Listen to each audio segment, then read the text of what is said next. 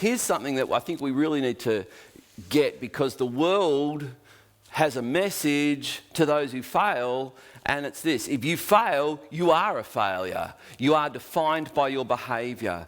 And that is so not true. That is not what God's word says about you. It's not what God's word says. You are not the sum total of your behaviour. You may fail, but it doesn't mean you're a failure. I'm watching Wimbledon at the moment. Every year I watch Wimbledon. Wimbledon occurred on my honeymoon. Consternation. And so I love what Coco Gauff said, who's the 15-year-old American girl who has made it into the last 16 of Wimbledon.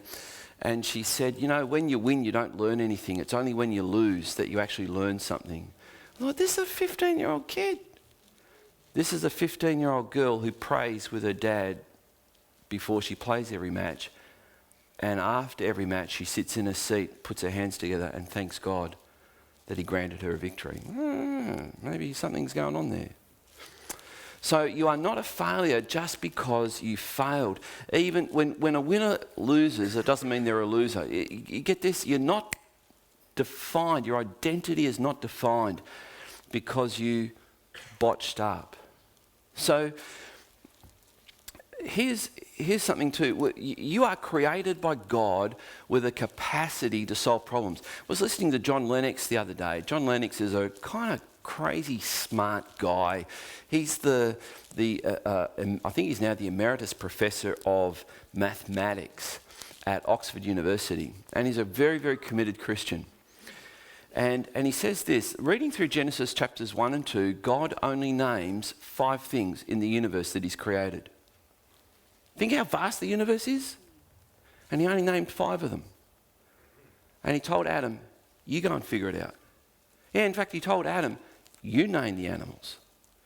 There's problems to be solved, and God has created mankind with problems to be solved. In fact, I'm going to say something which I can't imagine any of you are going to like what I'm about to say. And that has never stopped me before. So God has ordained problems for you to learn something. In Judges chapter 3, verses 1 and 2, we read this incredible couple of verses which, if I was God, I wouldn't do it this way. I would sort of take care of business. But God is not a helicopter parent like me. God is someone who says, no, it's good for my children to struggle. It's good for my children to learn for themselves. It's good for my children, as Tony said, to have rules and boundaries that they have to comply with, and maybe they've got to figure it out by making a few mistakes and feeling the consequences of that. And it says here, now these are the nations that the Lord left to test Israel by them. That is, all in Israel who had not experienced all the wars of Canaan. So these are the next generation. There was still, God had ordained that there were still battles to be fought so that they could possess their land. It was only in order that, this is Judges chapter 3 verse 2, that the generations of the people of Israel might know war, to teach war to those who had not known it before. And the principle, to take the application, it's not that we're to go out and war like that. That was for a time and a place. But now the application is that God expects us to fight. There are things you've got to fight for. John Piper says, when it comes to joy and feeling the joy of the Lord, you've got to fight for that. There are things you've got to fight for. And so it doesn't just happen. A lot of people may expect that, that they're having a battle. Would you pray for me? Because I can't be bothered battling myself. And please don't misunderstand me. You should have people pray for you. But let's get it right. It's to help you to do what you need to do, to be where you need to be and to get where you need to get.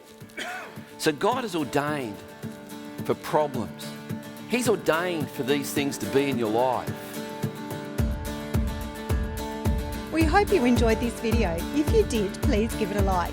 If you'd like to see more, hit the subscribe button. For more information about our church, head over to lagana.org.